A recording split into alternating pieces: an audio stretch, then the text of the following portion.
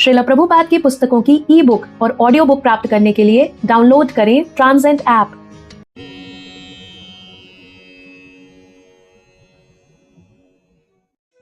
हम श्री कृष्ण पुस्तक के 17वें अध्याय को आरंभ करते हैं, जिसका शीर्षक है दावाग्नि का शमन। कालिया दमन की कथा सुनने के बाद महाराज परीक्षित ने श्रील सुखदेव गोस्वामी से पूछा कि कालिया ने अपना सुंदर स्थान क्यों छोड़ा था और गरुड़ उनसे शत्रुता क्यों रखते थे। श्रील सुखदेव गोस्वामी ने महाराज परीक्षित को बताया कि नागालय नामक द्वीप सर्पों से बसा था और कालिया वहां का प्रमुख सर्प था। सर्प खाने का आदी होने के कारण गरुड़ उस द्वीप में सर्प खाने जाते थे और इच्छानुसार अनेक सर्पों को मार डालते थे। उनमें से वे कुछ को खा जाते थे, किंतु अन्यों का व्यर्थ ही वध हो जाता था। इससे सर्प समाज इतना भयभीत हो उठा था कि उनके मुखिया वासुकी ने ब्रह्मा जी से रक्षा करने की प्रार्थना की। ब्रह्मा जी ने ऐसी व्यवस्था कर दी कि गरुड़ उपद्रव ना मचा सके। इस व्यवस्था के अनुसार प्रत्येक अमावस्या को सर्प समाज गरुड़ को एक सर्प की भेंट दिया करे। वह सर्प वृक्ष के नीचे गरुड़ के लिए बलि रूप में रख दिया जाता। गरुड़ इस भेंट से प्रसन्न थे, इसलिए वे अन्य सर्पों को तंग नहीं करते थे। किंतु धीरे धीरे कालिया ने इस स्थिति का लाभ उठाया। उसे अपने एकत्रित विष का और अपनी भौतिक शक्ति पर गर्व हो गया था। अतः उसने सोचा, गरुड़ को यह भेंट क्यों दी जाए। उसने भेंट देना बंद कर दिया और गरुड़ को जाने वाली भेंट स्वयं खाने लगा। जब भगवान श्री विष्णु के वाहन भक्त गरुड़ को पता चला कि कालिया ऐसा करता है, तो वे अत्यंत क्रुद्ध हुए और इस आक्रामक सर्प को मारने के लिए नागालय द्वीप की ओर बढ़े। कालिया ने अपने अनेक फनों और विषैले तीक्ष्ण दांतों द्वारा गरुड़ से लड़ने का प्रयास किया। उसने गरुड़ को काटना चाहा, किंतु तार्क्ष के पुत्र गरुड़ ने अत्यंत क्रोध और वेग के साथ अपने तेजमय स्वर्णिम पंखों से कालिया के शरीर पर प्रहार किया। कालिया, जो कद्रुसुत नाम से भी विख्यात है, तुरंत भागकर कालिया झील पहुंच गए, जो यमुना नदी के भीतर है, क्योंकि गरुड़ वहां नहीं पहुंच सकते थे। कालिया ने इस कारण से यमुना के जल के भीतर निवास किया। जिस तरह गरुड़ कालिया सर्प के द्वीप में जाते थे, उसी प्रकार वे यमुना से भी मछली पकड़कर खाने के लिए जाते थे। किंतु वहां सौबरी मुनि नाम के एक महान योगी रहते थे, जो जल के भीतर ध्यान लगाते थे और मछलियों के प्रति सहानुभूति रखते थे। उन्होंने गरुड़ से कहा कि वे मछलियों को तंग करने वहां ना आए। यद्यपि गरुड़ भगवान श्री विष्णु का वाहन होने के कारण किसी की भी आज्ञा के अधीन नहीं थे, किंतु उन्होंने इस महान योगी की आज्ञा का उल्लंघन नहीं किया। उन्होंने बहुत सारी मछलियां खाने के बजाय एक बहुत बड़ी मछली पकड़ ली, जो मछलियों की मुखिया थी। सौबरी मुनि अत्यंत दुखी हुए कि गरुड़ मछलियों की मुखिया को ले गए।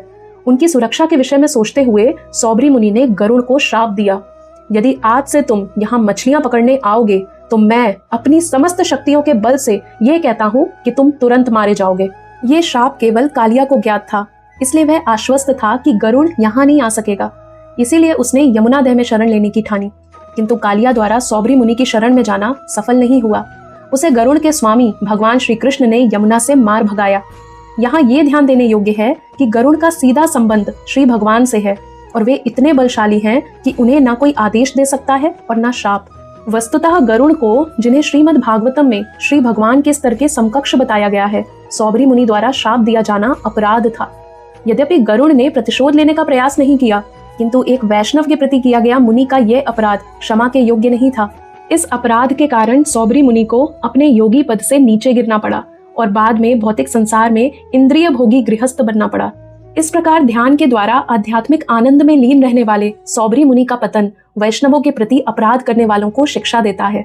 जब अंततः श्री कृष्ण कालिया दह से बाहर आ गए, तो उनके सारे मित्रों और संबंधियों ने उन्हें यमुना तट पर देखा।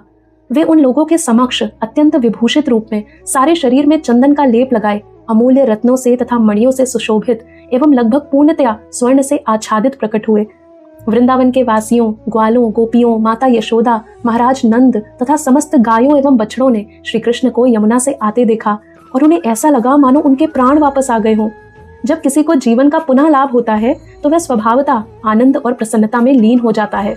उन सबने एक एक करके श्री कृष्ण को अपने गले से लगाया और अत्यंत शांति का अनुभव किया। माता यशोदा, माता रोहिणी, महाराज नंद तथा ग्वाले इतने प्रसन्न हुए कि उन्होंने जब श्री कृष्ण का आलिंगन किया तो सोचा कि उन्हें जीवन का अंतिम लक्ष्य प्राप्त हो गया है। श्री बलराम ने भी श्री कृष्ण का आलिंगन किया, किंतु वे हंस रहे थे, क्योंकि उन्हें पता था कि जब सारे लोग चिंता मग्न होंगे तो श्री कृष्ण क्या करेंगे। वहां पर श्री कृष्ण के प्रकट होने के कारण यमुना तट के सारे वृक्ष, सारी गायें, बैल तथा बछड़े अत्यंत प्रसन्न थे। वृंदावन के सभी ब्राह्मण और उनकी पत्नियां श्री कृष्ण और उनके पारिवारिक जनों को तुरंत बधाई देने आए। चूंकि ब्राह्मणों को समाज का गुरु माना जाता है, अतः उन्होंने श्री कृष्ण और उनके परिवार को श्री कृष्ण की रक्षा होने पर आशीर्वाद दिए। उन्होंने इस अवसर पर नंद महाराज से दान देने के लिए भी कहा।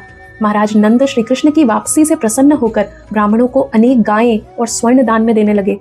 जब नंद महाराज इस तरह व्यस्त थे तो माता यशोदा श्री कृष्ण का आलिंगन मात्र करके उन्हें अपनी गोद में बिठाकर निरंतर अश्रु बहाती रही। चूंकि रात्रि हो चुकी थी और गायों और बछड़ों समेत वृंदावन के समस्त वासी बहुत थके थे, इसलिए उन्होंने नदी के तट पर ही विश्राम करने का निर्णय लिया। अर्धरात्रि में जब सारे लोग सोए हुए थे तो अचानक से एक भयानक दावाग्नि लग गई और ऐसा प्रतीत होने लगा मानो ये शीघ्र ही सारे वृंदावन वासियों को निगल जाएगी। उन्हें जैसे ही अग्नि की तपन का अनुभव हुआ, वैसे ही उन्होंने भगवान श्री कृष्ण की शरण ग्रहण कर ली।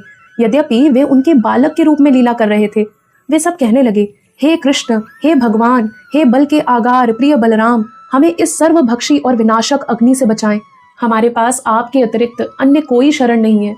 ये विनाशकारी अग्नि हम सबको निगल जाएगी। इस तरह उन्होंने ये कहते हुए उनसे प्रार्थना की कि वे उनके चरण कमलों के अतिरिक्त अन्य किसी की शरण ग्रहण नहीं करेंगे। भगवान श्री कृष्ण ने अपने ग्राम वासियों पर कृपालु बनकर तुरंत ही संपूर्ण दावाग्नि को निगल लिया और उन्हें बचा लिया। ये श्री कृष्ण के लिए असंभव नहीं था, क्योंकि वे इच्छानुसार कुछ भी कर सकने की असीम शक्ति से युक्त हैं। इस प्रकार लीला पुरुषोत्तम भगवान श्री कृष्ण के अंतर्गत दावाग्नि का शमन नामक 17वें अध्याय के भक्ति वेदांत तात्पर्य पूर्ण हुए।